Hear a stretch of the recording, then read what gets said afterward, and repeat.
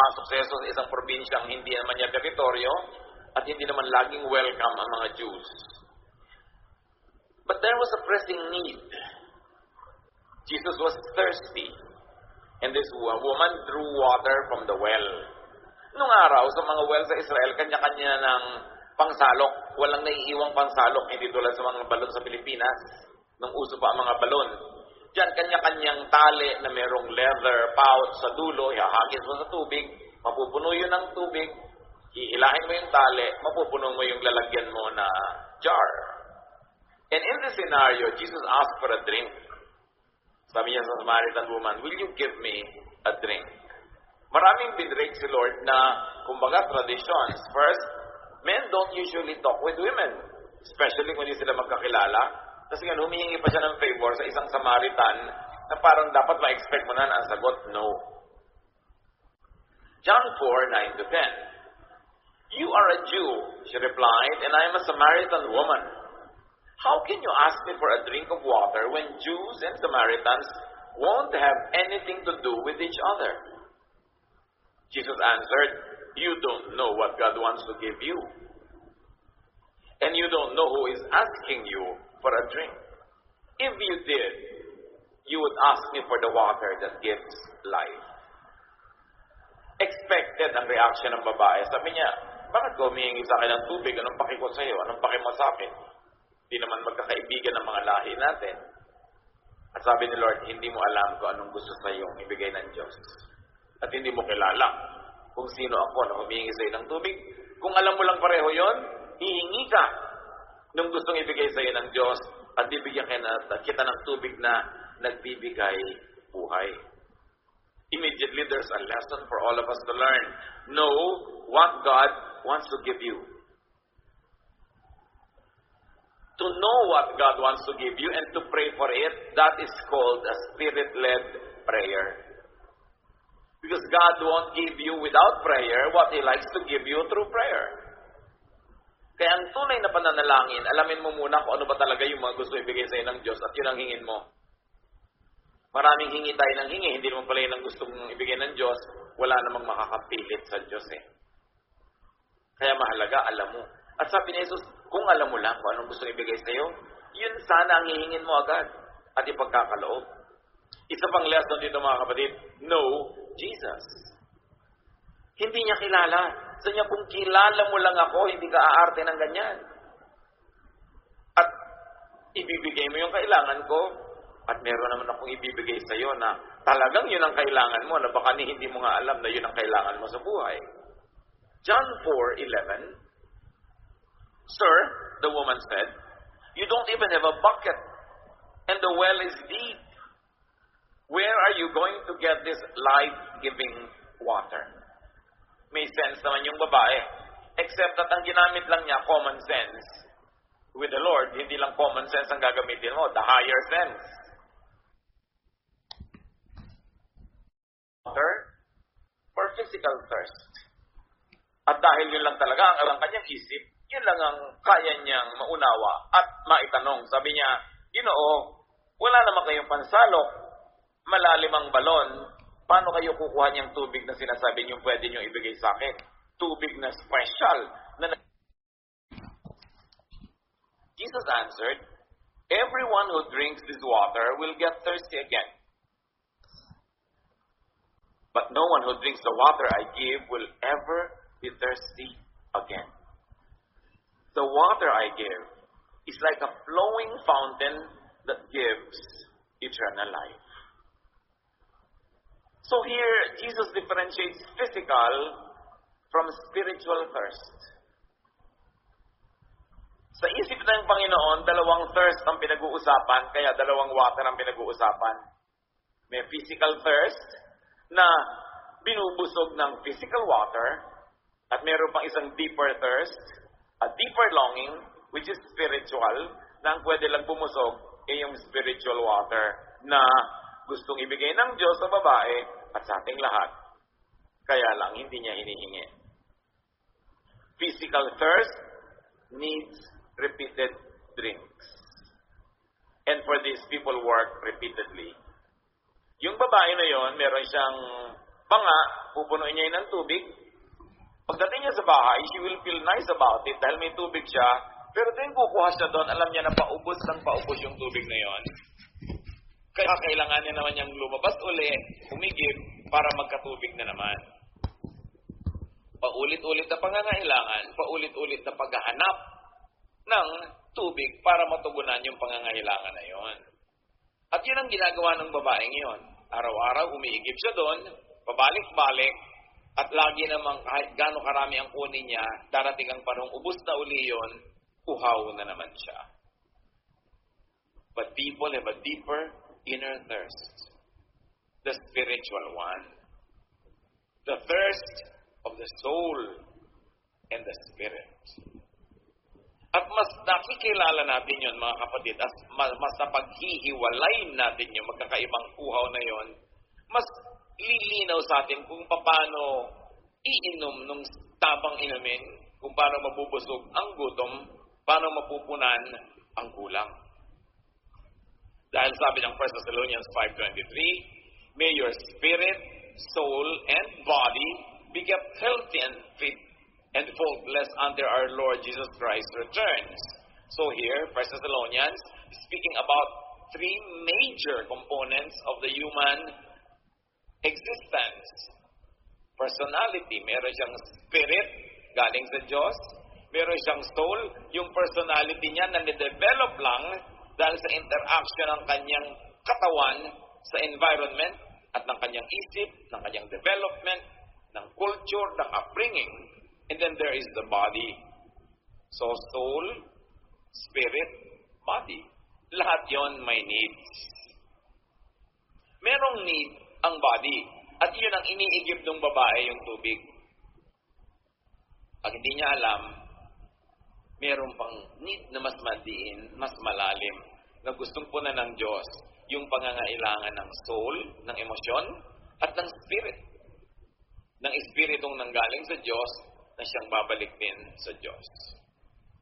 The emptiness of the soul and spirit is the all-important inner thirst and emptiness. Kaya may mga taong mas mababutihin pa nilang mahirap na lang sila pero kasama naman nila yung mahal nila sa buhay. Ibig sabihin, mas pinapahalagahan nila yung comfort ng kanilang emotion, ng kanilang soul, kaysa comfort ng kanilang body. Meron naman mga tao na kahit magkanda hirap-hirap, hindi nila lalabagin ang kanilang religious belief dahil para sa kanila mas mahalagang busog ang kanilang spirit kaysa ang kanilang katawan nakakain ng masarap at maginhawa. So, iba-ibang pangangailangan dapat na-delineate, na pag-iiba-iba para malaman mo kung alin ang uunahin, alin ang papahalagahan. Spiritual thirst could receive one time for all time drink. So habang ang pangangailangan ng katawan ay paulit-ulit na babalik at kailangan mo uling pakainin, pero yung pangangailangan ng Espiritu, pag hiningi, pag ibinigay ng Panginoon, sapat na yun, na hindi ka na magpabalik-balik pa dahil sapat yun sa iyo lagi. Yung pag-ibig ni Jesus, yung pagmamahal ng Diyos na sapat. Yung pag-ibig at pagmamahal ng Diyos na kahit nahihirapan na yung katawan, kahit nahihirapan na yung emosyon, may pinagkukunan ka ng lakas, may pinagkukunan ka ng ligayang mas malalim kahit sa anumang uri ng ligaya na kaya mong harapin ang lahat ng bagay. Yun ang sabi ni Lord, kung kilala mo lang ako at kung alam mo lang ang gusto ibigay sa iyo ng Ama, hihingi ka nun at ibibigay ko sa iyo. Bakit ka umiimbento ng gulo? Bakit trouble ang inilalabas mo? Bakit conflict? Ba't hindi tayo maghanap ng pagkakasunduan natin na ikabubuti mo? John 4:15, the woman replied, Sir, please give me a drink of that water. Then I won't get thirsty and have to come to this well again. So there's confusion here. Again, na pagpapalit-palit ng babae, yung spiritual and emotional need na gustong punan ng Panginoon at yung kanyang physical need na pwedeng punan ng tubig na galing sa balon. John 4:16, Jesus told her, Go and bring your husband. So, nung ang babae ay naging interesado na dun sa water that gives life, or in some versions call it living water. Sabi nila niya, bigyan niyo po ako ng tubig na ito para hindi na ako mauhaw pa muli. Sabi niya, tawagin mo yung asawa mo. Umuwi ka muna, sunduin mo ang iyong asawa. What's the relevance? What's the connection of the man to the issue of thirst? Lumalalim yung kwento. Papaganda. John 4:17 to 18. The woman answered, I don't have a husband. That's right. Jesus replied, you're telling the truth. You don't have a husband. You have already been married 5 times, and the man you are now living with isn't your husband. Magkaroon ka naman ng ganyang kausap na alam ang buhay mo. Sabi niya, wala po akong asawa. Tama, nakalima ka na ng asawa, pero yung kalimin mo ngayon, hindi mo asawa. Tama ang sinabi mong wala kang asawa. Remember that this is non-judgmental. Hindi hinusgahan ng Panginoon yung babae. Sa katunayan, hindi pinagalitan. Napansin niyo ba? The Lord was just factual. Sabi niya, what you said is right. You have no husband. You've had 5, and now you're single again. She must have gone through a series of marriages and divorces. And the Lord says, now the man in your house isn't really your husband. So, kung ating susuriin itong kwento na ito, the woman goes to the well for her physical thirst. Okay. Uhaw ang katawan mo, umigib kang tubig. Sige, okay yan. But the woman goes to men for the thirst of her soul and her spirit. Umiigib siya ng tubig para punuan ng uhaw ng kanyang sikmura, ng kanyang katawan, pero ang dami-dami ng lalaking pinagsalin-salinan niya dahil may hinahanap siya na pangangailangan ng kanyang emosyon, ng kanyang soul, at probably akala niya pati ng kanyang spirit. Pero kung natatagpuan niya yung hinahanap niya sa mga lalaking yun, edi sana tumigil na siya. Nakakalima na nga, eto may 6 baka pakasalan na naman niya to. Ibig sabihin, naghahanap, pero hindi natatagpuan ang hinahanap, kaya hindi tumitigil ang kahahanap. Tulad ng paghahanap niya ng tubig, pabalik-balik siya sa balon, dito naman pabalik-balik siya sa mga relasyon na hindi naman nagbibigay ng kailangan niya. So for the thirst of her body, she goes to the well, that's okay. But for the thirst of her spirit, she goes to men, that's not okay. Kasi hindi yun ang tugon sa kanyang pangangailangan. At kung hahaba pa ang buhay niya at meron pang papatol sa kanya, baka makalabing 5 pa siyang asawa, pero mamamatay na lang siya lahat, hindi pa niya nahanap yung kailangan niya. Yung gustong ibigay sa kanya ng Diyos. Kaya lang, hindi naman niya sa Diyos hinahanap. Hinahanap niya sa piling ng mga lalaki. Hindi masama na maghanap ng ganong kapiling, pero kung nakakalima ka na, makahalata ka naman na trial and error na nangyayari sa buhay mo. Tapos error pa ng error, parang dapat mag-isip-isip ka na, ano nga bang mali sa approach ko? Katulad nung naghahanap ng comfort, halimbawa sa alak, na nagkasira-sira na ang iyong liver, nagkalasing-lasing ka na, nasira na ang buhay mo. Ganun pa rin, hindi ka pa rin naman nakakahanap nung hinahanap mo.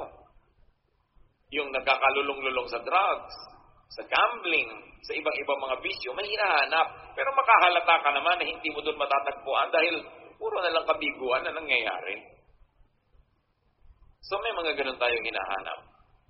At matapos sabihin ng Panginoon sa babaeng ito, 5 na ang naging asawa mo at ngayon yung lalaki sa bahay mo hindi mo tunay na asawa. Sabi ng babae sa John 4:19, the woman said, Sir, I can see that you are a prophet. So inamin niya. Tinanggap niya, sabi niya, propeta po kayo, obvious na obvious. And here the woman is shown to understand what Jesus was trying to make her understand. Sabi niya, sa akin pong pakiwari, propeta kayo. Malamang nag-iba yung tono niya. Nawala yung kanyang sungit, yung bagsik. Alam niyo kasi yung mga masusungit at mababagsik, madalas may iniingatan lang yan na sugat ang puso.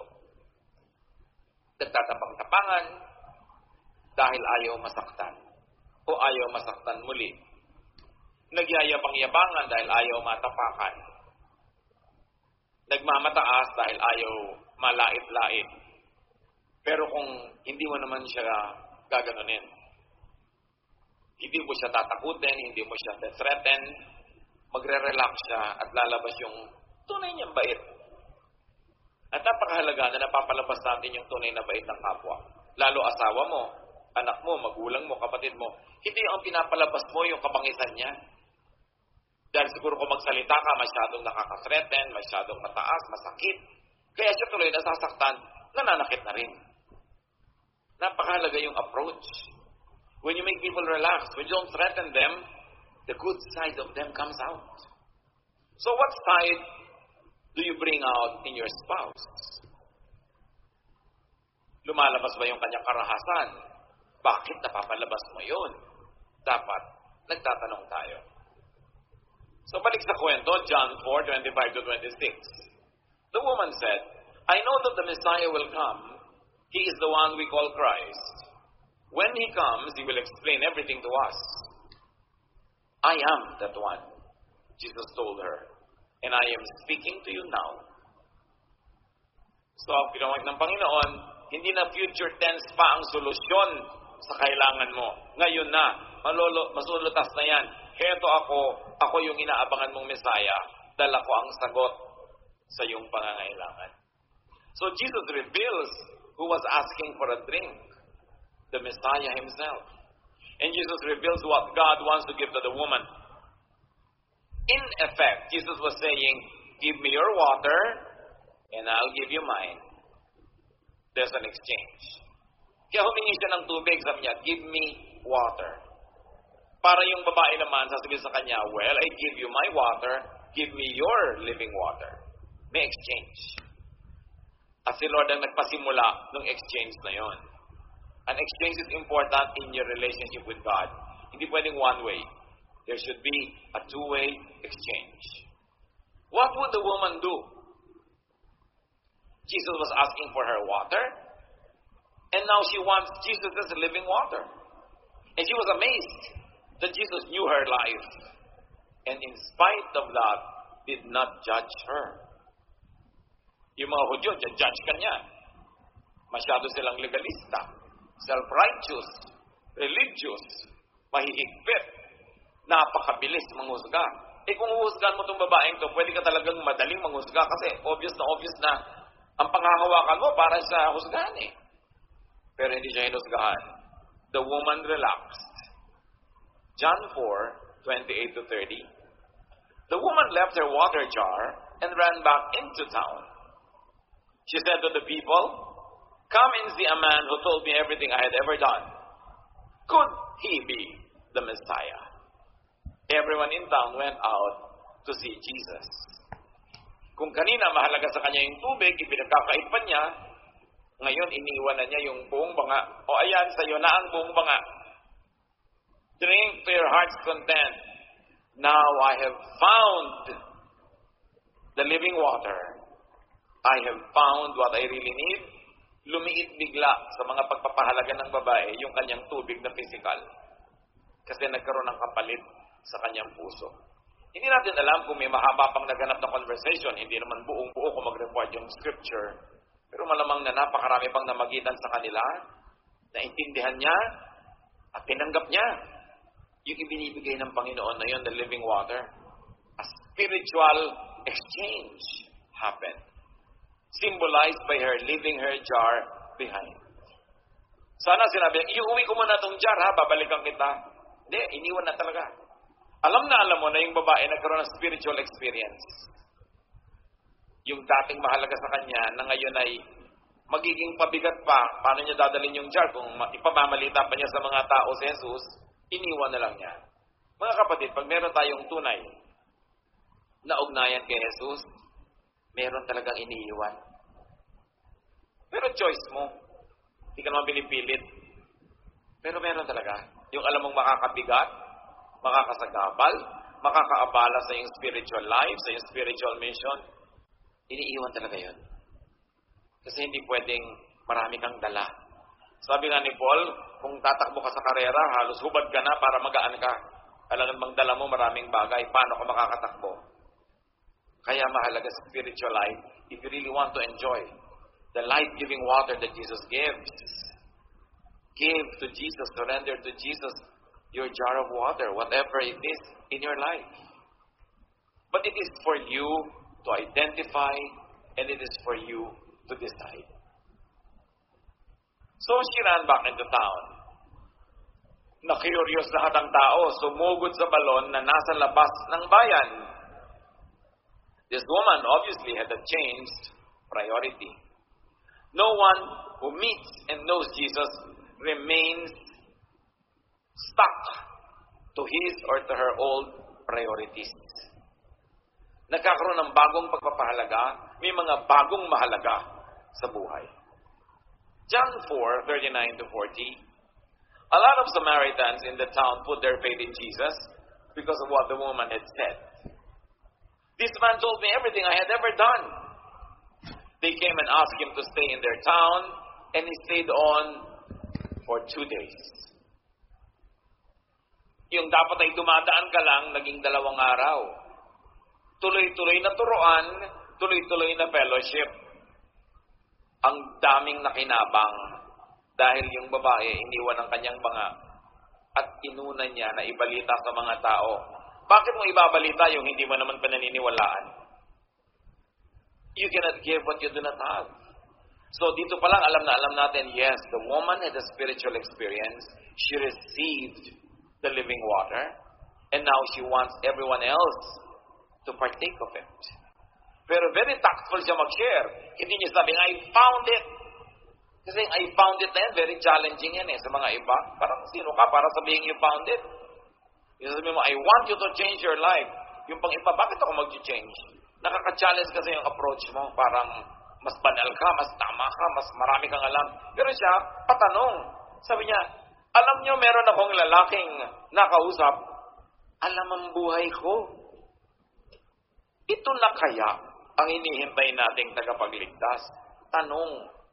Hindi siya ang gumawa ng sagot. Kasi pag ikaw na ang gumawa ng sagot, lalo nagsishare ka, nati-challenge yung mga pilosopo, yung matatalino, o yung mga ayaw na magmukhang bigla na lang naniwala sa'yo.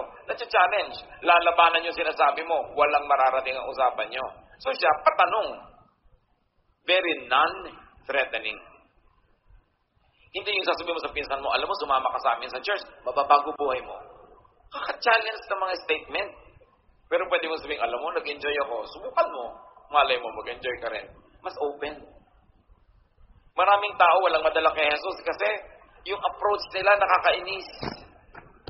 Yung approach nila nakaka-challenge. Ang gusto ng kausap mo, i-disprove ka, talunin ka.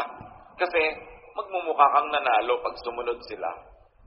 Therefore, don't make yourself appear like a victorious conqueror when you bring people to the Lord. Relax lang dapat sila. So, natatili pa ang Panginoon doon. It was a very effective invitation. It was not preachy. Invite Jesus, and He comes to people. He stays. Kaya yung mga tao sabi, turuan niyo pa po kami. Gusto pa namin matuto na natili siya 2 araw pa. When you invite Jesus in your heart, He comes in. When you want Jesus to stay with you, He does. Kailangan lang imbitahin mo ng sincerely. John 4:41-42. Many more Samaritans put their faith in Jesus because of what they had heard Him say. They told the woman, we no longer have faith in Jesus just because of what you told us. We have heard Him ourselves, and we are certain that He is the Savior of the world. Ang ganda ng bunga. Hindi nyo alam kung saan uuwi ang isang kaluluwa na sinyeran nyo. Don't hesitate to share. Minsan, in my much younger days, nagkaroon kami ng youth camp. I was a counselor. May trend pa noon na umaandar mula sa Maynila hanggang La Union. Yung camp namin sa Baguio, So, nag-train kami from Manila sa Tutuban. Train station pa yan, hindi pa mall. From Tutuban to the Mortis, Pangasinan. And from there, nag-bus paakyat ng Baguio. Pabalik, nag-bus pababa hanggang the Mortis. And nag-train uli. To make a long story short, isang buong kotse ng train at kalahati kami, yung campers. And as a counselor, ako naupo doon sa kaduluduluhang chair nung kalahati namin dahil sa likod ko, ibang tao na yon, yung maraming pasahero na, tayuan, siksikan, yung amin, palibhasa at naka-reserve, nakaupo kaming lahat, maluwag pa ng konti. Sa biyahe namin ganyan, nung nasa malapit na pumasok ng Tarlac, from Pangasinan, meron akong nakitang dalawang tao. Kumbaga, bakit parang meron akong naramdaman para sa kanila na inimbit ako kung makiupo sa tabi ng mga camper sa tabi ko dahil may konting space. Umupo naman ang dalawa. At syempre, masigasig mag-share ng gospel, sinyera na yung babae, bababa na agad. So, binigyan ko na lang siya ng leaflet at bumaba na siya. May naiwan. No? Isang matandang lalaki, bababa na siya sa Tarlac. Tarlac. Napunta ako sa bahay ng kapitan. Na yung silong niya, may mga bakod-bakod na kawayan na ang daming butas. Punong-puno ng mga mata yung mga butas, nakapaligid na ganyan. Dahil ito usyoso nila ako. Tinanong ako ngayon ng mga konseho ng baryo. Kasi may insurrection pa yata nung araw dyan. May mga conflict ang government and some people. So, nag-iingat sila sa mga tagalabas. So sabi ko, na-meet ko po itong matanda at siyera ko dyan ang gospel. In other words, siyera ko na ngayon lahat yung mga osyoso. Right? So dumating na ngayon si matanda. Ituwan-tuwa, ibinawagayway pa niya yung binigay kong pamphlet. No? Tapos, sabi nung kapitan, yun naman pala, maganda naman ang bakay nyo at nadinig na namin. At marami nang tumanggap doon sa baryo na yun bago pa man dumating yung mama. Ba't di kayo bumalik dito? Sabing ganoon, iipunin ko ang buong baryo at magturo kayo. Maganda ho yan. So sa makatwad yan ang pinaghiwalayan. Pero sabi, dahil marami dito Ilocano speaking, magdala na rin kayo ng Ilocano speaker. Lumaki na yung kwento. So dinala ko na sila Kuya Romy Dinglas, si Maru Javier, mga papuri singers noon, Ilocano singer. Nagdala na kami ng maraming Biblia ang mga Ilocano. At ang buong baryo ngayon, dumating para makinig. Nung ganon. Dahil sa isang tao, ha? You can never tell. So, yung mamalitin, isa lang yan, dalawa lang yan. No, sharean nyo. Make them know and feel the love of Christ and you will never know where it will lead. Very important. Balik sa kwento ng babae. Masyado kayo nawili sa kwento ng Tarlac. So, Jesus is our Savior from inner thirst. From inner emptiness. By now, na-delineate na natin na paghiwa-hiwala yung need ng body, need ng soul, at need ng spirit. But very importantly, let's learn, work to find your physical, material, and emotional satisfaction. In this case, the woman was trying to look for her physical satisfaction from the water. And again, probably also physical and emotional satisfaction from the men in her lives. Sinikap niyang hanapin at hindi minasama ni Jesus yung paghahanap niya. Hindi ine-endorse, hindi ine-encourage, pero alam natin, hindi inusgahan. Sa buhay natin mga kapatid, find your physical and emotional satisfaction from things, from people. Yung babae willing magtrabaho para umigib, makuha yung tubig niya. Dapat willing tayo magtrabaho, umigib, kuhanin natin yung tubig na kailangan natin. Huwag nating iasa sa iba. Kailangan ng tao masipag. Mga pangangailangan mo na material, kailangan mong pagtrabahuhan. At talaga namang nilikha ng Diyos ang tao na nagtatrabaho, utos nga magtrabaho ka 6 days a week. Para kitain mo yung kailangan mo, mahanap mo yung kailangan mo sa buhay. At siya naman, sumubok na magkaroon ng mga partner sa buhay, na bigo. Siguro hindi naman niya balak makalima o 6 sa simula. Akala niya siguro nung yung una, this is the man. Akala niya yun na. Hanggang nag-fail. Nagkawasak-wasak ang buhay niya, nagkalungkot-lungkot. Next na naman, another try. Find what you need in life. But try hard. not to damage yourself and other people. But what is important here, an underlying truth that obviously Jesus understood, do not be alone. Karamay, masasandalan, mamamahal, magmamahal sa Kanya, titingin sa Kanya, mag-aaruga sa Kanya at maaaruga niya. Kaya nagkanda trial and error ang buhay niya. Hindi niya sigurado na ginustong ganon ang abutin niya sa buhay. Hindi niya ginusto sa piti niya ang magkawindang-windang yung buhay niya at pasalin-salin sa kung kani-kanino. Pero sa mga paghahanap, sa mga kabiguan, sa paghahanap, yun ang inabot. And the Lord was so kind as not to judge her, not to embarrass her. The Lord just stated the fact. Huwag tayo manghuhusga ng kapwa natin na naghahanap. Naghahanap ng kahulugan ng buhay, naghahanap buhay para kumita, para yung kanyang mga kailangan ay makuha niya.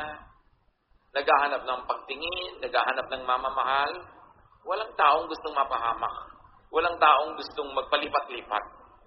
So huwag tayong mainit ang mata doon sa mga taong patuloy na nabibigo sa paghahanap ng kailangan nila.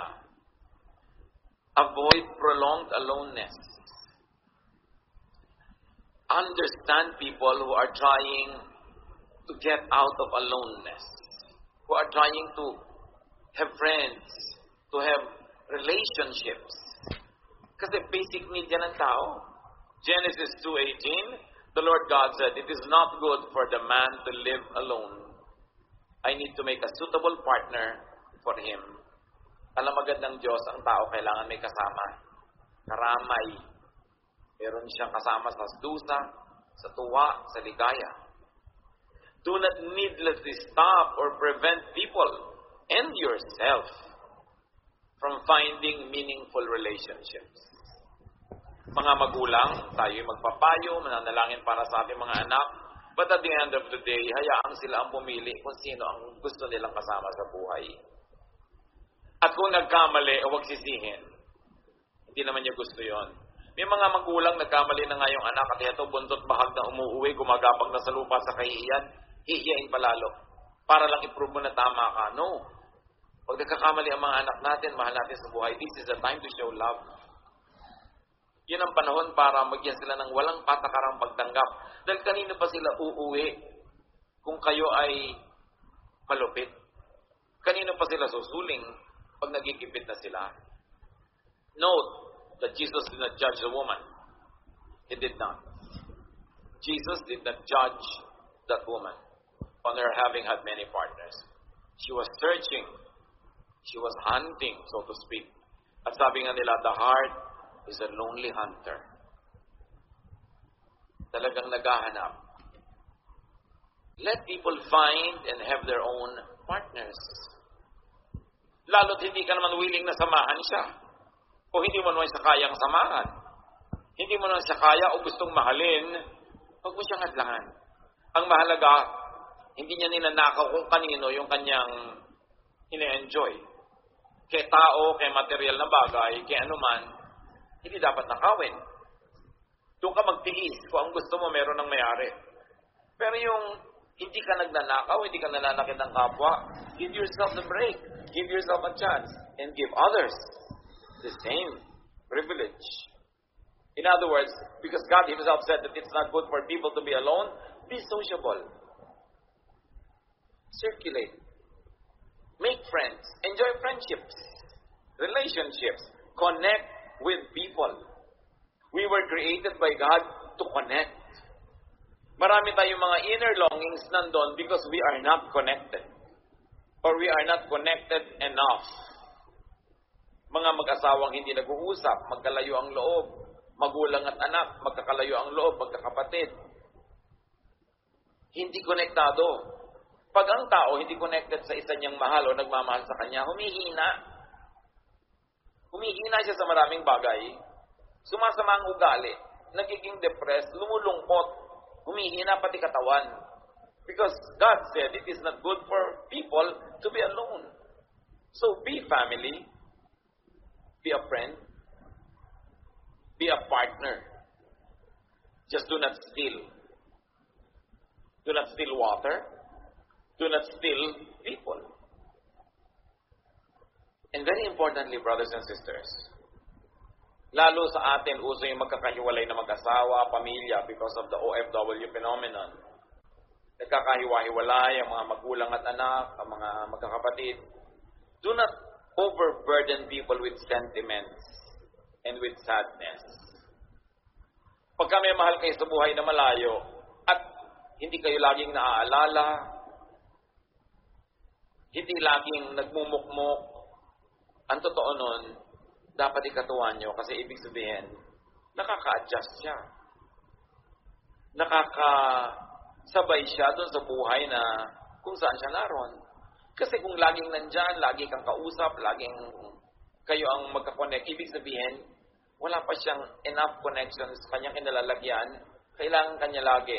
At sabi ni Cristina Rossetti sa kanyang tulang, remember, better by far you should forget and smile than that you should remember and be sad.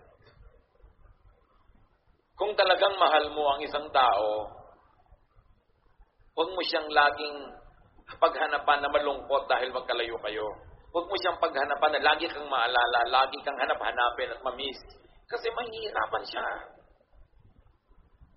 Kaya sabi ni Cristina Rossetti, mas mamabutihin ko pa na makalimot ka pero nakangiti kesa nakakaalala ka nga pero malungkot. Kuminsan ego trip natin nalulungkot yung mahal natin sa buhay dahil malayo sa atin pero kawawa naman siya, di ba? So hayaan natin siyang sumaya. Again, lalo kung mag-asawa kayo, pero not to the point na natetreten na yung relationship nyo na may iba na. Pero hayaan nyo kung may kaibigan, kung may hobby, kung may libangan, magawa niya yon para hindi siya malungkot. Nakakataba ng puso na pag malayo sa iyong mahal mo sa buhay ay nalulungkot siya. Pero there is something not right with that kind of feeling. Kaya sabi ni Rossetti, better by far you should forget and smile than that you should remember and be sad. In other words, kung maaalala mo ko pero lulungkot ka lang, mabuti pang dahil wala ka namang magawa at magkalayo tayo, makalimot-limot ka. Malibang ka. Gumawa ka ng magagandang bagay para hindi ka laging nagsesentimiento. That will make me feel good because I love you. Napakahalaga na i-set free ang mga tao sa ganun. Hindi papagiltihin mo pa, hindi mo man lang ko naalala, maghapon ka man lang, hindi nakaka-text, ganyan-ganyan, yung papagiltihin mo, anong gusto mo? Lagi siya malungkot. So, sinong mahal mo? Siya o ang sarili mo? May sacrifice. Pero ganun talaga ang tunay na pagmamahal. So, find what you need in things, in people. Walang masama doon. Basta hindi mo ninanakaw. But for spiritual feeding, nourishment, and fulfillment, go to Jesus. Hindi mo makikita yun sa tao. Kumisan, palit ka ng palit ng tao, hindi ka nakakahalata, hindi naman tao yung kailangan mo, Diyos pala. Kaya pala kahit anong gawin mo, hindi mag-succeed. Kasi hindi naman yan ang will ng Lord para sa'yo. Ang will niya, matagpuan mo siya, mabigyan ka niya ng buhay na walang hanggan, mabigyan ka niya ng living water na hindi ko kayang ipaliwanag, nino man, kung ano yung living water na yon. Ang mahalaga, pag lumapit ka sa Panginoon, hiningi mo yon, kayong dalawa nag-uusap, at hindi mo masyadong naiintindihan yun, naiintindihan ka niya, ibibigay niya yon. Go to Jesus and ask for that living water. To the point that you will be willing to leave your jar because it's no longer that important to you, whatever that jar is.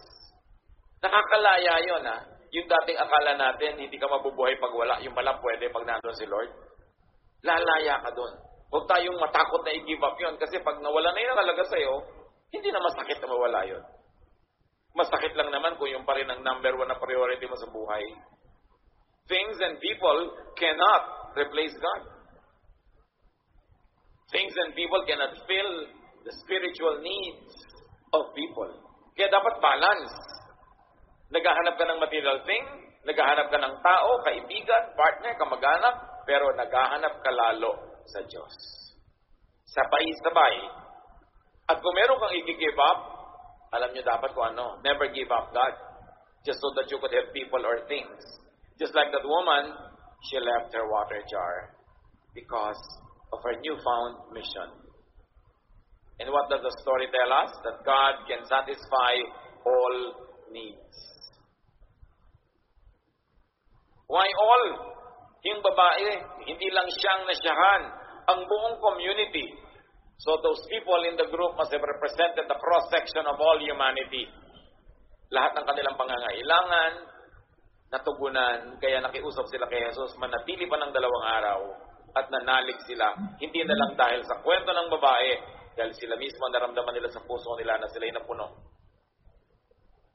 Because the Lord is our shepherd, and our shepherd fills our needs. Psalm 23, 1-3. The Lord is my shepherd, I shall not want. He makes me lie down in green pastures. He leads me beside still waters. He restores my soul. At hindi ba yan ang kailangan nating lahat? To lie down in green pastures? To rest? Sa mga nakakapagod na pagsisikap sa buhay? Hindi ba yan ang kailangan natin? To lay beside still waters? To know that you can drink it anytime? And it's a water that is still, quiet. Alam niyo kasi yung mga tupa, takot yan sa gumagalaw na tubig. Kahit na uuhaw, ayaw uminom. Pag umaagos ang tubig, dapat still. Kaya ang sinabi dito nung sumulat ng Psalm, you lead me beside still water. Hindi ka lang nagbibigay ng water, meron pang dagdag. Still, quiet itong tubig na ito. Wala akong pangamba pag umiinom. Sabi niya, you restore my soul. And isn't that what we need? Sa hinabahaba na ng iba't ibang haba ng buhay natin, marami ng mga sugatan, marami ng mga nasaktan, nahirapan, nadala. Di ba kailangan natin ng restoration? And it is the Lord who restores us. Especially from our broken relationships with people, like this woman who's had 5 husbands and now is going on her 6th. Fill your inner emptiness with people and with God. And help fill other people's inner emptiness too. Huwag tayo maging makasarili na conscious tayo sa mga needs natin. May needs din ang bawat isang kilala natin. Meron din siyang kahinaan. Meron din siyang hinahanap. Na kung paulit-ulit siya nagkakamalit na sasaktan, imbes pagalitan mo, unawain mong naghahanap kasi. Hindi mapakali hanggang hindi yun natatagpuan. At kung makakatulong ka sa kanya na matagpuan yun, tulungan mo siya. At kung hindi ka makakatulong, at least huwag ka na lang sumagabal dyan at huwag kang manghusga at huwag mo nang dagdagan ang hirap ng kanyang loob. As it is, every person on earth has burdens. May kani-kanyang problema, kani-kanyang takot, kani-kanyang mga palabas sa buhay, kanya-kanyang kaartihan dahil sa takot na masaktan, mahirapan. Pero ang lahat may pangangailangan. And Jesus fills those needs. Kaya mahalaga na tayo lumapit sa Panginoon habang lumalapit din sa kapwa-tao at habang naghahanap din ng material water. At tulungan natin ang kapwa natin sa kanya rin mga sariling paghahanap. Think of people you know. Think of their needs. Panginoon, salamat na lang dahil nauunawaan niyo ang tao.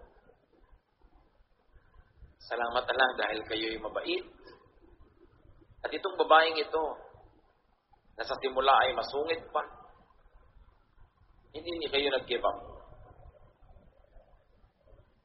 Nagpasensya kayo sa kanya hanggang naulaman niya ang katotohanan, natanggap ito at naipamalita pa. Turuan niyo kami, Panginoon, na lagi makikinig sa inyong tinig. Huwag ipag-iita na aming mga sarili, kundi manahimik at makinig sa inyo. Turuan niyo po kami na hanapin sa inyo ang kayo ang magbibigay. Hanapin sa kapwa-tao yung naibibigay nila at magbigay din kami sa kanila. At turuan niyo kami magtrabaho para mahanap yung mga physical needs namin. Lord, maraming emptiness sa buhay namin. Kayo yung sagot. Turuan niyo kami maging wise, discerning, so that we can choose the right moves in search of our physical water, in search of people in our lives, and in our search.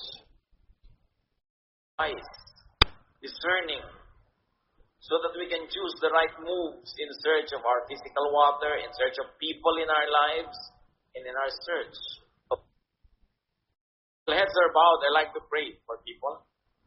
Kung sino ngayon na magsasabi, Lord, I like to receive that living water. Hindi ko alam kung natanggap ko na noon o akala ko natanggap ko na, pero ngayon gusto kong siguraduhin na hinihingi ko sa inyo. Ano man yung living water kayong nakakalam, but I like to receive it from you. Gusto ko na matugunan ang aking mga pangangailangan, mapatibay ang aking loob, mapuno ang mga kulang sa akin. Kayo ang magturo ko nung dapat kong gawin. If this is your prayer, I'd like you to stand. We're going to pray and ask Jesus to give you this living water. Salamat, Panginoon, sa mga tumatayo na kumikilala na kailangang hingin sa inyo ito. Whoever would like to say, Lord, give me this living water. I ask you to give me this life-giving water. Mahiwaga ang inyong mga katuruan, hindi namin lubos na nauunawa, pero ang mahalaga nauunawa nyo. At ang mahalaga, humihingi kami tulad ng sinabi niya sa babae. Mga kapatid, sa inyong personal prayer, ask God to give you this living water. Whatever it means to you, and whatever God wants to give you, ask now, because Jesus answers prayer.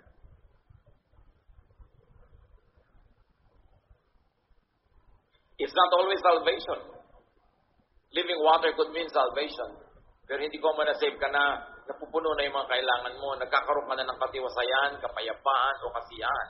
So, you might need to ask for that special living water para mapuno ang mga kulang sa buhay.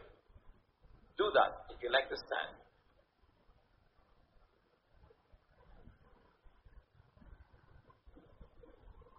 Aming Diyos, sa pagtayo na yung mga anak, kumikilala na may pangangailangan. Alam namin, mapakabait nyo. Kilalanin lang namin ang pangangailangan namin.